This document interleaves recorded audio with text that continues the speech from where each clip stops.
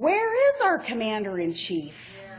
We're talking now more new interventions.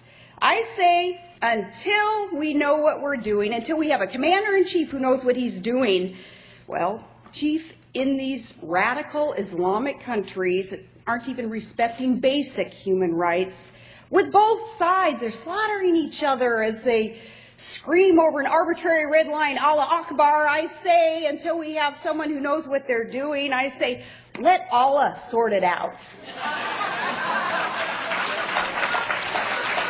Really, I've rolled my truck window down as I pulled up to these guys, some of them, and said, really? Why? You know, sincerely wanting to know what is their thinking. Why would they support failed policies? And one reply I got before the 2012 race, a guy said, well, I'm not a racist, so I voted for him to prove it. And I replied, nor am I a racist. And hey, buddy, next time, vote for someone else to prove you're not a knucklehead.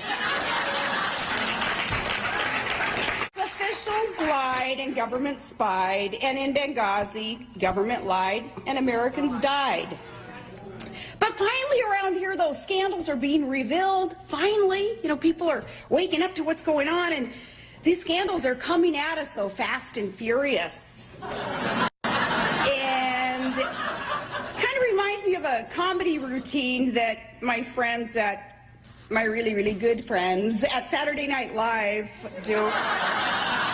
They should think of me as a friend. You know, for a while there, I was providing more job security for the Tina Feys of the world and doing more for those employment numbers than Obama's ever done.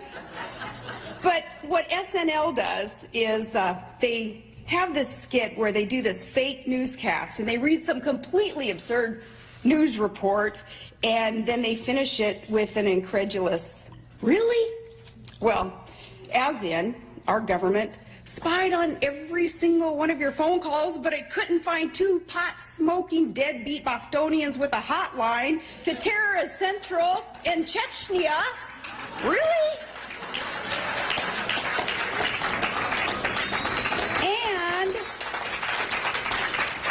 it's built apparatus to sneak into all of the good guys' communications, but oops-a-daisy, it missed the Fort Hood mass murder of our own troops, despite this Islamic terrorist declaring his ideology in numerous Army counseling sessions and on his own business cards. But whoops, no red flags there.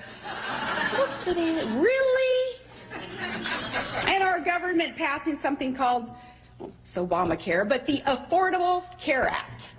I'll repeat that, the Affordable Care Act. And its chief result, making our health care premiums enormously, unsustainably more expensive with death panels to boot, and now hiring up to 16,000 to 20,000 perhaps armed IRS agents to implement this act.